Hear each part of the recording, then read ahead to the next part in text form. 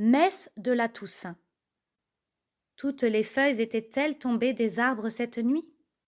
Oui, beaucoup de feuilles étaient tombées et un léger zéphyr soufflait sur elles dans une matinée sans soleil.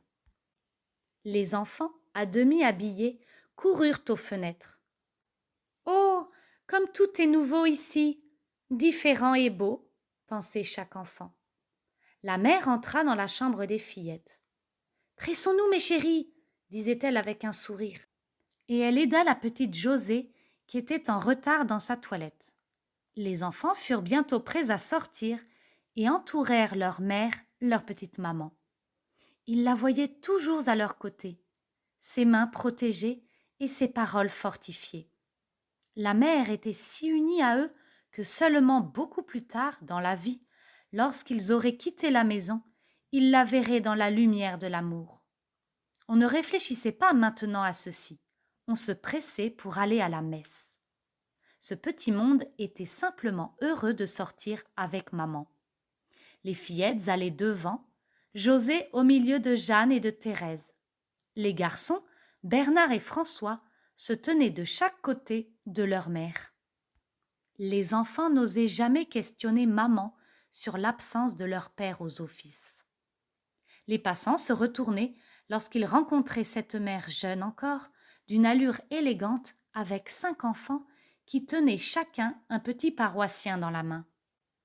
Les mains jointes, les tresses tombant des 2 côtés de sa tête penchée, Jeanne s'approcha à son tour, le moment venu, de la table sainte dans la chapelle où maman avait amené aujourd'hui les enfants.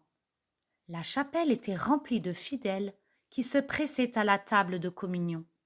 Seigneur, je ne suis pas digne que vous entriez sous mon toit, mais dites un mot seulement, et mon âme sera guérie.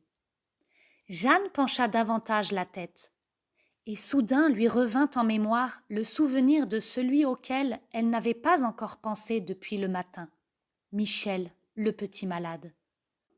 Jeanne s'agenouilla, le prêtre s'approcha. Que le corps de notre Seigneur Jésus-Christ garde votre âme pour la vie éternelle. Amen. Une grande lumière et un grand calme envahirent Jeanne, qui revint lentement à sa place. Dans cette lumière et dans cette paix où elle se sentait sans poids, Jeanne comprit que le petit Michel, enfermé dans sa chambrette, et son cher papa absent, lui demandaient de les associer à sa communion. Avec tout son zèle, avec toute sa générosité, elle se présenta devant Jésus et s'offrit à lui pour ses protégés. Priant pour eux, elle était entraînée à prier aussi pour les autres. Elle savait que Dieu se cache afin qu'on le découvre dans la petite hostie. Après le petit déjeuner, les enfants revinrent dans le jardin, leur royaume. Le jour ensoleillé d'hier n'y était plus. Il faisait frais, le temps était couvert. La terre sentait bon. Les fleurs automnales levaient leurs têtes oranges, bordeaux, violettes et blanches. José sortit ses poupées et les rangea au pied de l'arbre. Thérèse l'aidait avec ferveur. Sa voix douce chantait des berceuses et toutes les poupées s'endormaient, bien que l'heure ne touchât pas encore à midi. Les garçons construisaient une nouvelle forteresse, car celle d'hier était déjà démolie. Par la fenêtre ouverte, on entendait la voix de maman. Aujourd'hui, à cause de la Toussaint, on avait interrompu l'aménagement de la maison. Mais la maison respirait déjà l'âme de ses nouveaux habitants. Elle se remplissait de vie d'enfants. Le chat circulait dans les chambres. Ne se souvenait-il plus de ses anciens coins? Jeanne s'approcha de maman. « Petite mère, permettras-tu » Maman attendait avec un sourire. « Je voudrais voir comment va le petit Michel. » « T'es-tu souvenu de lui dans tes prières ?» Le visage de maman était redevenu sérieux. Jeanne hocha la tête. « Lorsque le bon Jésus descendit dans mon cœur, je lui ai parlé aussitôt du petit Michel. Mais sais-tu, maman, qu'au même moment, il m'a semblé sentir à côté de moi papa qui me disait « Parle-lui aussi de ton papa, ma fille. » Maman caressa la tête de Jeanne. « Apporte au petit quelques fleurs. Fais attention dans l'escalier. Reviens à midi juste. » Jeanne regarda sa montre bracelée. Il est 11h moins 10. Elle posa tendrement la tête sur le bras de sa maman. Déjà, elle atteignait presque à son épaule. Va, petite. Traversant la cour, en tenant dans une main son petit bouquet, Jeanne tâta de l'autre la poche de son tablier. Oui, l'image y était, l'image de la Sainte Vierge. Le sourire de Michel vint à la rencontre de Jeanne à son entrée. Madame Lebrun n'était pas moins contente. Ainsi le petit ne s'ennuiera pas, moi j'ai tant à faire. C'est fête aujourd'hui, madame. Il n'y a pas fête pour nous, mademoiselle, répondit sèchement la mère de Michel. La fête est pour tout le monde, dit Jeanne. Je vais vous aider, cela ira plus vite, ajouta-t-elle. Madame Lebrun s'adoucit. Non, non, ce n'est vraiment pas la peine. Restez un peu, mademoiselle, à côté de mon Michel. Il a eu une mauvaise nuit. Il est étouffé. Je n'ai pas dormi non plus. Il fallait surveiller pour que mon mari puisse se reposer. Il se lève à 5h pour aller à son travail. Il revient tard le soir. Le visage de madame Lebrun était soucieux, inquiet même. « Tu ne veux rien boire, Michel ?» dit-elle. Elle s'approcha du lit du malade et arrangea avec soin les coussins. « Si tu veux, maman, » répondit Michel d'une voix faible, et madame Lebrun alla à la cuisine.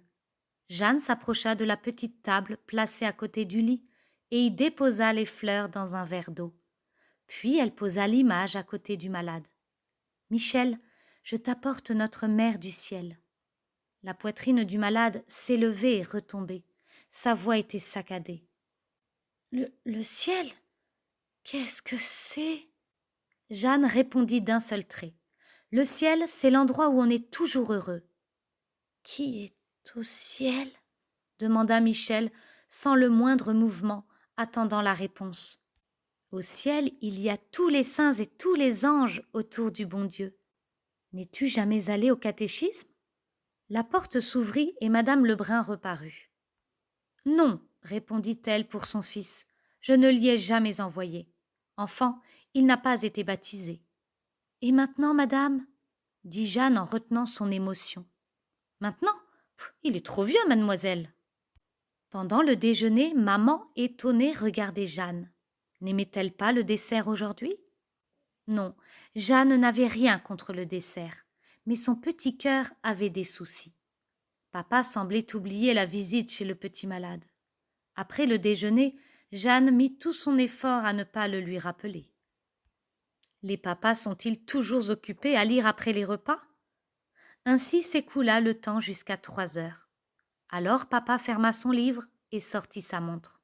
« Oh !» s'écria-t-il. « Déjà 3h !»« Comme il se rappelle !» pensa Jeanne avec joie. Elle prit courage. « Papa, le petit Michel. »« Mais oui, j'y vais. » À la grille, le docteur trouva sa fille. Elle avait mis son manteau. « Petit papa, emmène-moi. »« Comment ? Ne sortez-vous pas avec maman ? » « Nous allons aux vêpres, mais dans 1 heure seulement. » Le père mit sa main sur l'épaule de sa fille. Il n'ajouta rien d'autre, et ils s'en allèrent ensemble. Que c'était long de monter au 5e. Madame Lebrun ouvrit la porte. « Je laisse, madame, la petite sous votre garde. Il vaut mieux ne pas trop fatiguer le malade. » La porte de la chambre se ferma derrière papa. Madame Lebrun tâcha de divertir Jeanne comme elle put, mais la petite fille ne s'intéressait qu'à un seul sujet. « Parlez-moi, madame, de Michel. »« Petite encore, commença madame Lebrun, dont le visage soucieux se dérida. Il était déjà très bon. Je me rappelle que lui, si délicat, toujours si prévenant, choisissait depuis quelque temps le plus gros morceau de pain dans le panier lorsque nous étions à table. Il le choisissait et le prenait le premier. « Pourquoi ne le manges-tu pas ?» lui disais-je en voyant que le pain n'était pas touché. La réponse du petit était toujours la même. « Tout à l'heure, maman. » Aussitôt qu'il avait mangé, il m'aidait à ranger la table, puis courait à l'école. Un beau jour, me doutant de quelque chose, je jetai un coup d'œil par la fenêtre après son départ. Michel marchait gentiment sous son tablier noir, la serviette sous le bras. À sa rencontre venait un autre garçon pauvrement vêtu. Ils se croisèrent. Michel sortit son pain et le donna à l'autre. Ce fut vite fait et sans parole, comme si c'était une habitude prise. Madame Lebrun ajouta avec un soupir. Malgré tout, je fus obligée de le gronder le soir. L'entrée du docteur interrompit la conversation. Son visage était couvert d'un nuage. Il traversa la pièce et fit signe à madame Lebrun de le suivre à la cuisine. La cuisine était petite et proprette. À la fenêtre, un serin jouait dans sa cage. Tout était bien rangé et en sécurité. Le docteur allait parler. Madame Lebrun ressentit une inquiétude. Qu'allait-il dire? Ayez du courage, madame. Madame Lebrun souriait comme si elle allait plutôt pleurer. Vous serez courageuse, n'est-ce pas? L'état est bien grave. D'une main, madame Lebrun couvrit sa bouche pour retenir sa voix. Le docteur donna encore très doucement des explications. Jeanne, dans la pièce voisine, n'entendait qu'un murmure. Jeanne passa sans qu'on s'en aperçût dans la chambre du malade. Il était couché, les yeux clos. Les deux mains chétives reposaient sur le drap. Jeanne s'approcha sur la pointe des pieds. Elle se pencha. « Michel !» appela-t-elle doucement.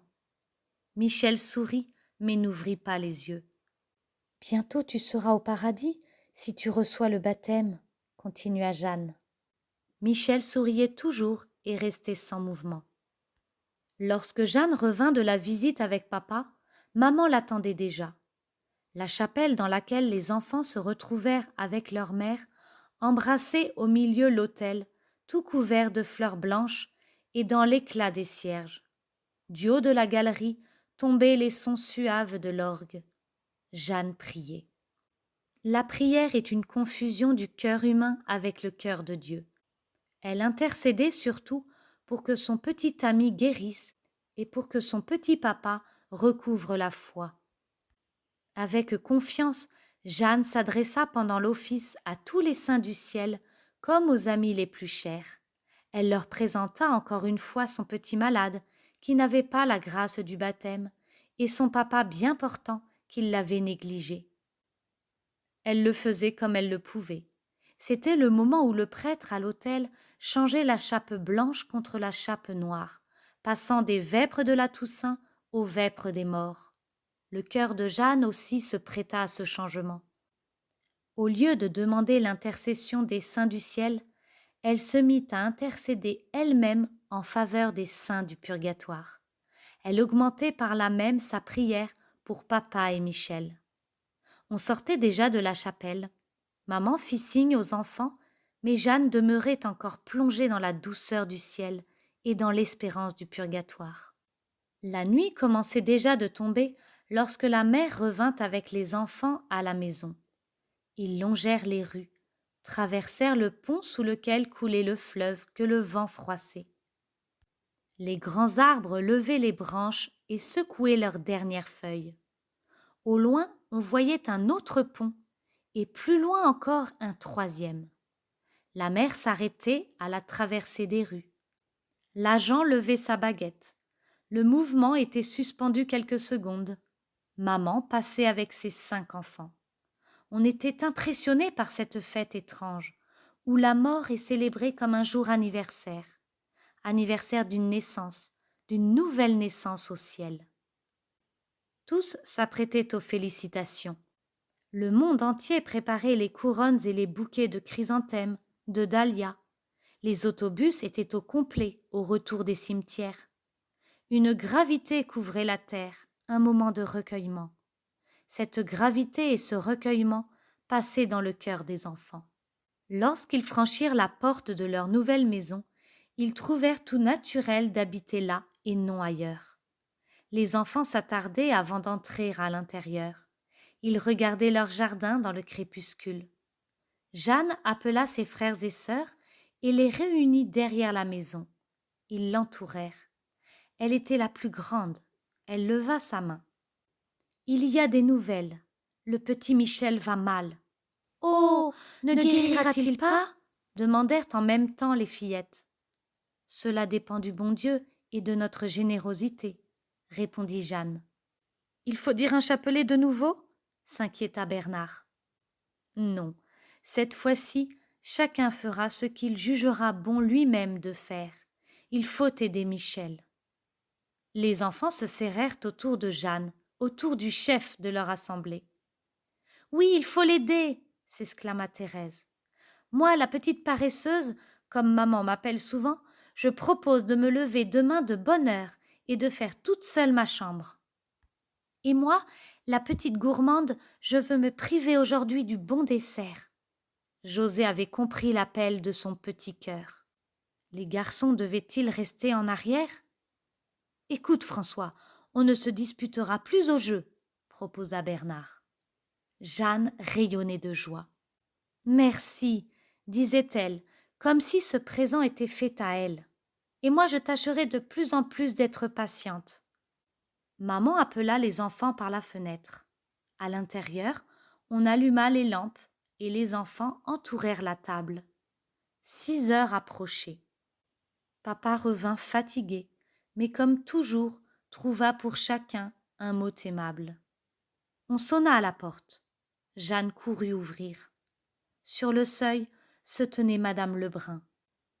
Bien qu'elle portât sur ses épaules une pèlerine en laine, elle frissonnait. Papa comprit tout avant que madame Lebrun se fût expliquée. Vite, il sortit avec elle, en portant la boîte carrée qu'il avait l'habitude de prendre chez les malades dans certaines circonstances.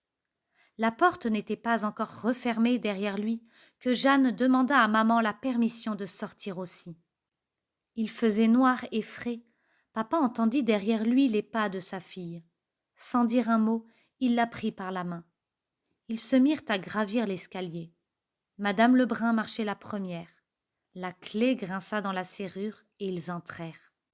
Les lumières étaient partout allumées, dans la cuisine et dans les 2 chambres. Papa se hâta vers le fond du logis. Le petit Michel était couché sur son lit, ou plutôt il y était assis et respirait avec difficulté. Une grande gravité fonçait ses yeux. Le docteur tâta le pouls. Il ouvrit vivement sa boîte carrée. Jeanne se trouvait tout près. Le docteur se pencha sur le petit malade. Une aiguille longue, éclairée par la lumière rose de la lampe, étincela dans sa main. Après la piqûre, le malade se recoucha. Madame Lebrun sortit de la chambre sur la pointe des pieds. Le docteur tâta de nouveau le pouls. De la bouche de Michel tombèrent ces frêles paroles. « Monsieur, je veux être au paradis. » Jeanne s'approcha. Tous les 2 étaient penchés sur la couche. Jeanne comprit qu'il n'y avait pas de temps à perdre. « Papa, il faut baptiser le petit, » dit-elle, et elle jeta sur son père un regard suppliant. Papa murmura à Jeanne. « Quel nom ? » ?»« Gabriel. » Jeanne pensa à l'archange qui allait descendre pour chercher l'âme de son petit ami. Le père était pâle. Sa main tremblait lorsqu'il la tendit vers la carafe placée sur la petite table. Tout se passa en un clin d'œil. L'eau coulait sur le front du mourant, car le petit Michel se mourait. « Je te baptise au nom du Père et du Fils et du Saint-Esprit. » Papa se pencha avec tendresse plus bas vers le petit. « Tu es baptisé, » dit-il. Alors se passa quelque chose d'étrange. Michel, qui était couché sans mouvement, s'assit brusquement, jeta un regard autour de lui et sourit. Voyait-il ceux qui étaient là? Était-ce à eux qu'il souriait? Il semblait voir quelqu'un d'autre au-dessus de Jeanne et du docteur. Il semblait sourire à quelqu'un d'autre. « Il est sauvé !» pensa Jeanne avec grande joie. Il paraissait si vigoureux. Les yeux de Michel resplendissaient de bonheur, d'un bonheur suprême. Il tendit les 2 bras devant lui, comme s'il voulait étreindre quelqu'un, se laissant remporter par l'invisible. Ce fut le dernier geste du petit Michel qui entra tout blanc dans l'escorte des saints. Les enfants étaient agenouillés à côté de maman, comme d'habitude à la prière du soir. Ils avaient appris le baptême et la mort du petit Michel, et ils l'avaient senti venir parmi eux. À part Jeanne, les autres ne l'avaient pas connu. Par leur fenêtre, on apercevait la fenêtre de Michel, toutes différentes des autres fenêtres de la maison. Ce qui s'était passé avait eu lieu dans le voisinage des enfants, dans le voisinage de leur nouvelle demeure. C'était un peu leur affaire personnelle. En même temps, c'était l'affaire de tous les saints. Les enfants ne leur avaient-ils pas confié leurs besoins et n'avaient-ils pas puisé dans le trésor des grâces communes à tous les chrétiens, qui est fait des mérites infinis de notre Seigneur, des mérites surabondants de la très sainte Vierge Marie et de tous les saints, et aussi des mérites que les enfants avaient acquis avec leurs prières? Ne vivons-nous pas en communion avec tous les saints du ciel, du purgatoire et de la terre? Chaque enfant pensait maintenant au petit Michel Gabriel. Une petite lampe, placée au pied du crucifix, laissait la pièce dans une demi-obscurité. Soudain, la porte s'entr'ouvrit. La mère et les enfants n'osèrent pas bouger. Leur cœur battait fort. Ils entendirent le Père entrer, se mettre en face du crucifix, s'agenouiller. Un grand bonheur et une grande reconnaissance emplissaient les petits cœurs et le cœur de leur maman. Jeanne pensa aux pauvres parents du petit défunt et elle se mit à prier pour eux. Ainsi était fêtée en ce jour, dans cette demeure, la communion des saints par une double victoire.